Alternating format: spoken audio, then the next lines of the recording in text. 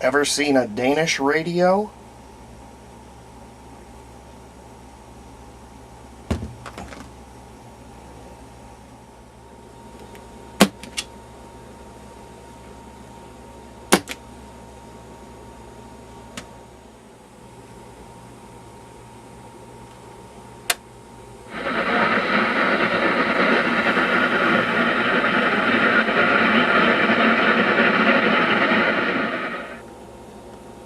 This is an NRI Superphone Weekend 6, made in Denmark in 1956.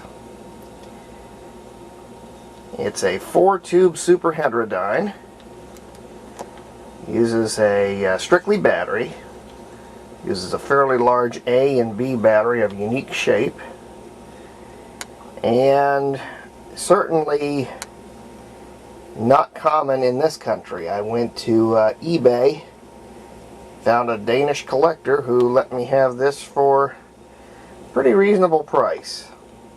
Cabinet's in a green leather cloth. I think this part here is actually cardboard. There's not really anything solid on any of this. There's a few sections that are wood, but for the most part it's like a very stiff cardboard. If you look closely, it says Weekend 6 in here. Has a little blip here, which I'll tell you what that does in a little bit. And this area over here will come loose. It's for the battery compartment. The dial is listed in 3 bands.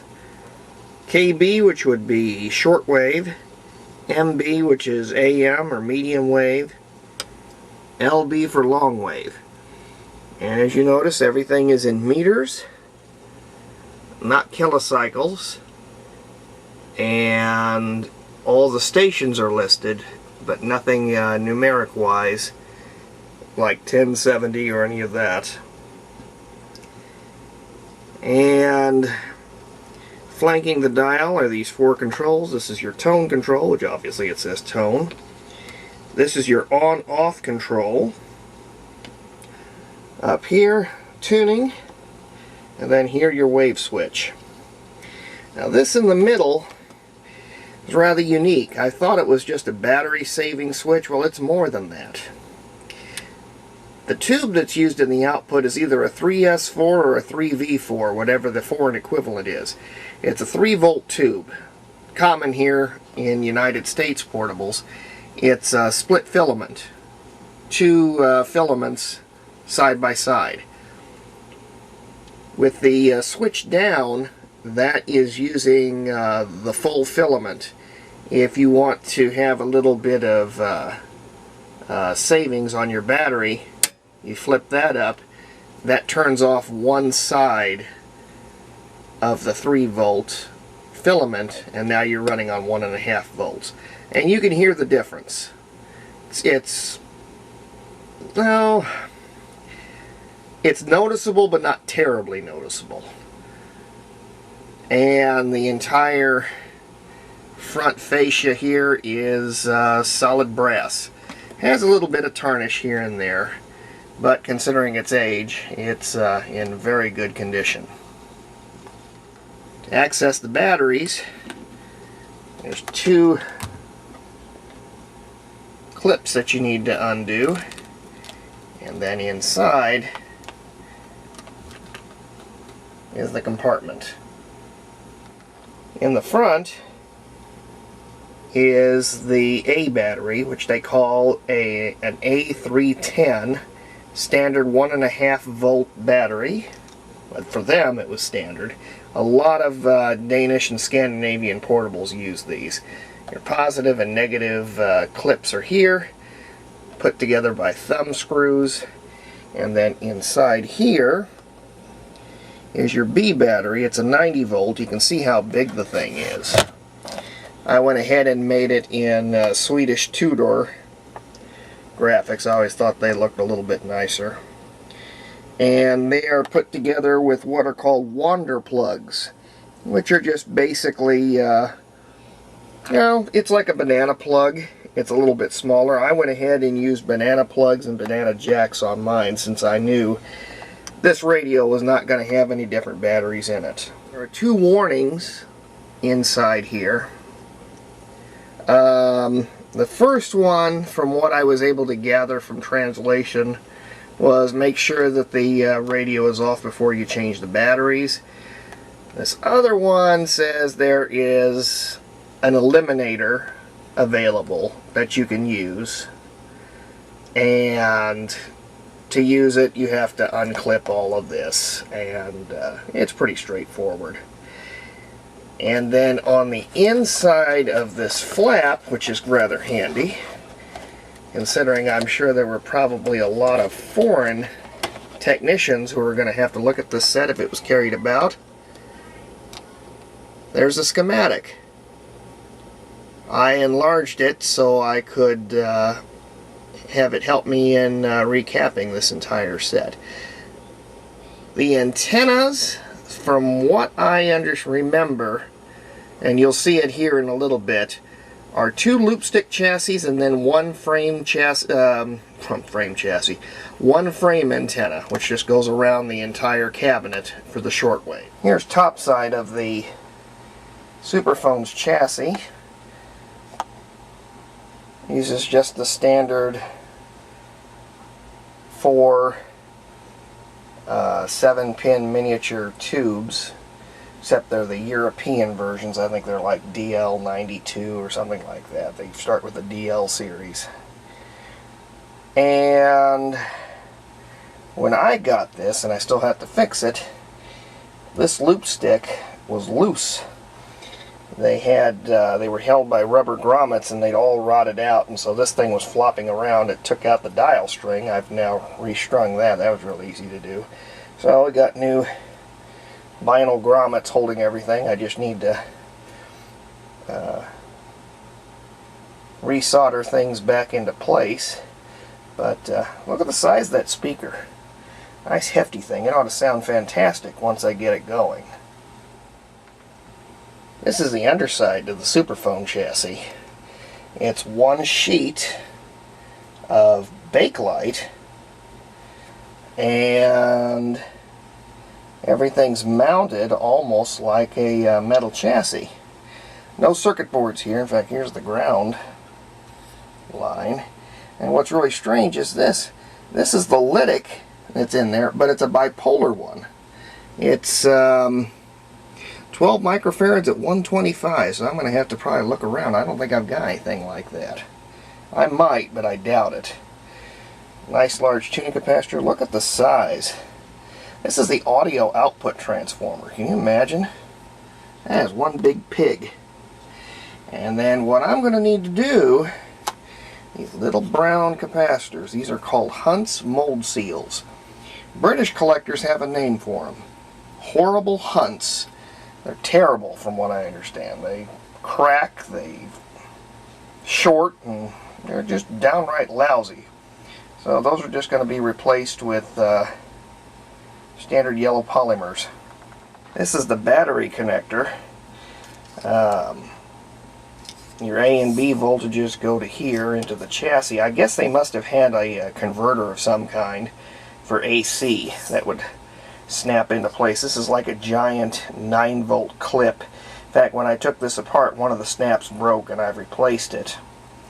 But here's what it is.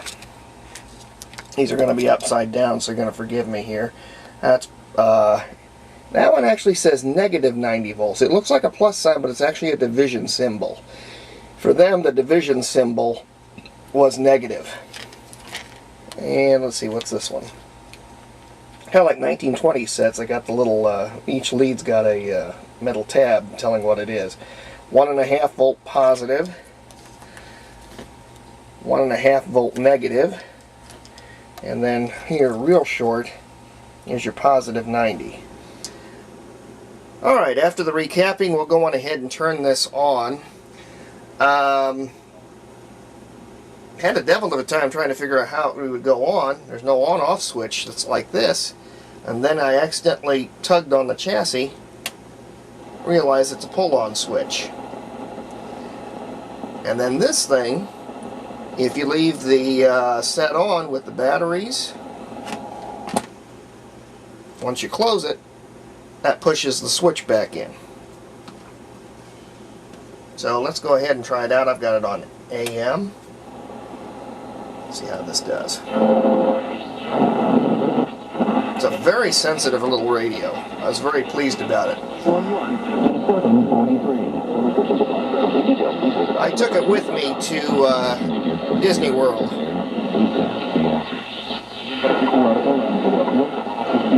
This is a station I rarely get. It's called Radio Rilo. They're out of, I think, Miami. It's a time station. And they talk in between it, and then when the top of the minute comes up, it's Radio Rilo. Beep! And it goes on.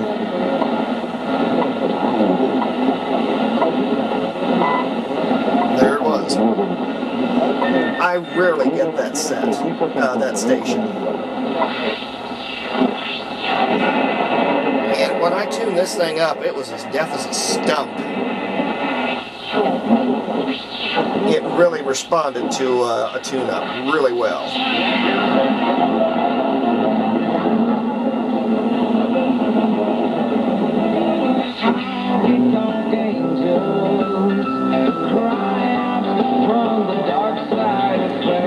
Now that's WSM in Nashville. It comes in almost like a local.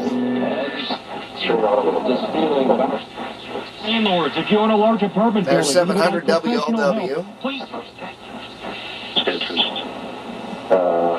Some of the talk stations.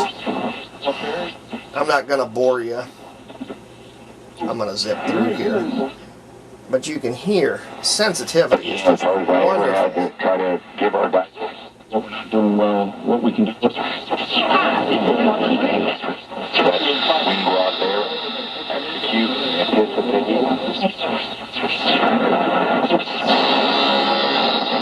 There are just stations everywhere. Football season marches on, and while your season-long fantasy team might be going nowhere speaker is this big. It's really huge. DraftKings.com. Beautiful. Your financial stability. But as I mentioned in the recapping part, you already know about that. Now we're going towards the top of the band. That's the Spanish station. There's top end. Now we'll go to shortwave, which is KB. We are now at the 16-meter band. We won't get anything there. It's going to be up towards 25. We'll start hearing stuff, which is about right here.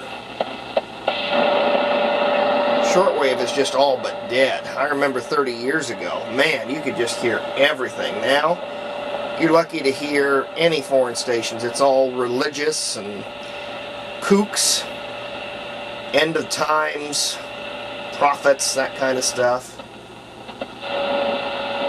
Although I do hear that Art Bell is on one of those stations, but I don't know where. And you do hear the occasional pirate. Well, I just zipped through the 25-meter band without hearing a peep. There's one at 31.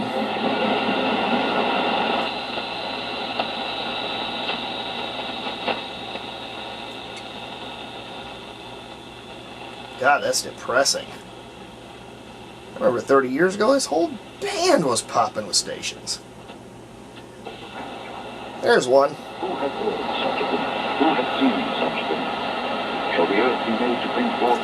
I guess it's still active. You just have to kind of look around your own backyard.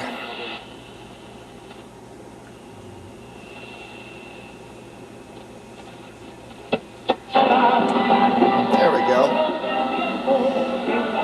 That's probably Cuba. Well, the running joke around here is you can pick up Cuba with a wet string for an antenna and get them. They're fairly easy to get. In fact, they were one of the first stations I snagged when I started listening 30 years ago, rather. Okay, there's that, and then long wave, which I doubt there's anything here. Not a thing. In fact, I'm not even sure if I ever tuned this thing up or not. I doubt I did. So that's the performance characteristics of this radio straight out of Denmark. It was a mess. See if I can pick up something here. 2646. Refund. One of those type of... Pick and roll was high. Murray coming off the Marcus Lee pick.